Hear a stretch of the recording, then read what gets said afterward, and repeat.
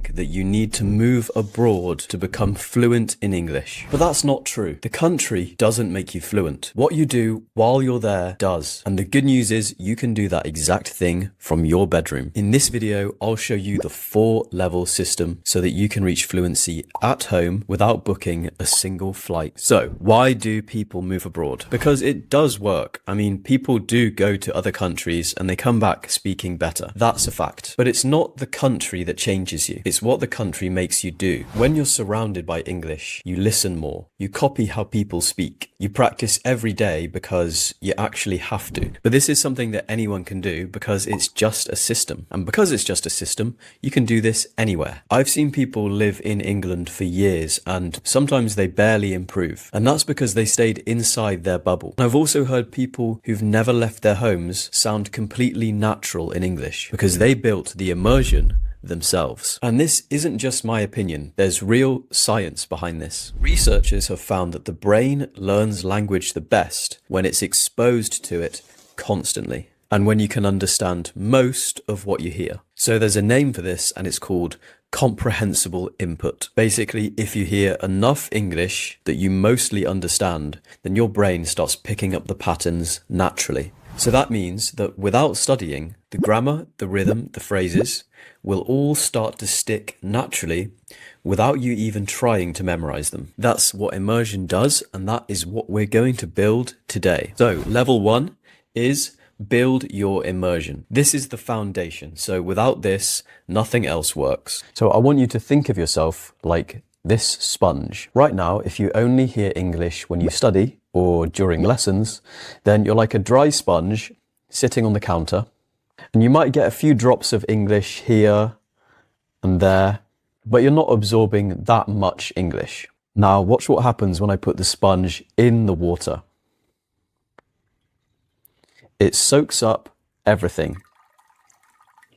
And that's exactly what immersion is going to do for your English. So your job for level 1 is simple. You just need to put yourself in the water. That means change your phone to English, watch TV in English, listen to podcasts in English, follow English accounts on social media. Just try and fill your daily life with it. So English stops being something that you study and starts being something that you're just experiencing. But here's the problem. When you start watching content in another language, it can get frustrating fast. When I was learning Japanese, which I'm still learning by the way, I used to watch TV shows and I'd try to pick things up. But I'd hear a word I didn't know, pause the show, try to look it up in the dictionary and figure out what I'd heard. And by the time I got back to the show, I'd completely lost the plot. So level 2 is learning actively, not passively. So you've built your immersion.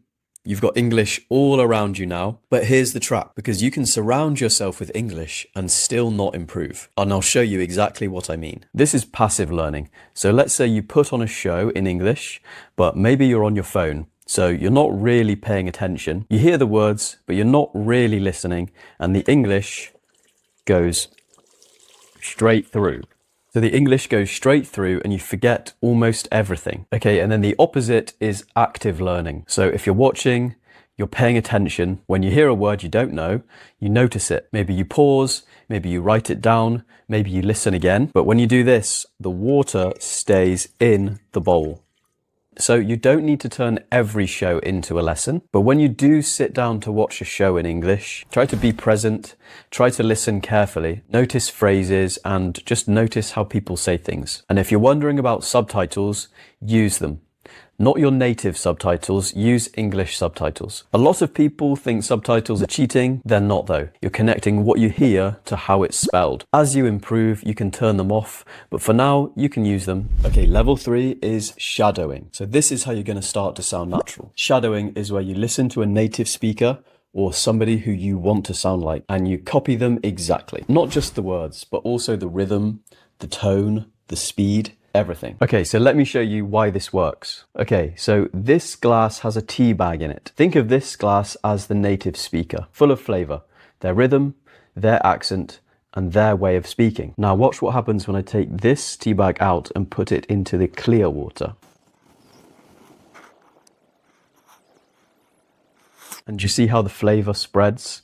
This is what shadowing does. So you can take their speech and their flavor and you can absorb some of it. It's not bad.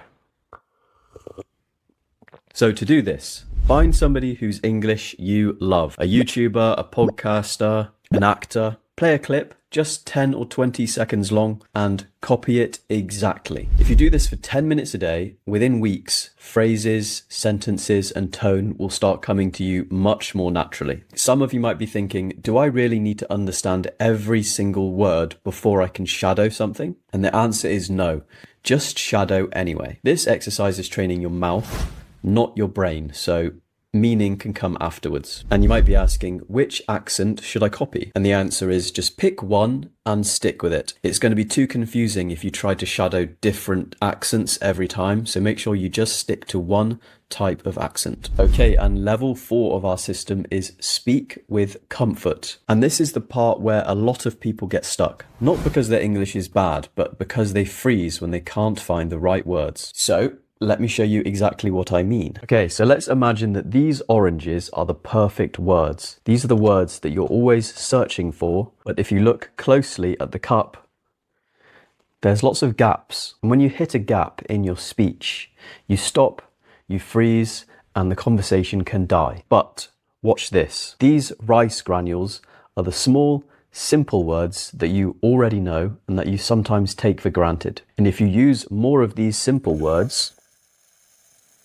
you're going to fill the gaps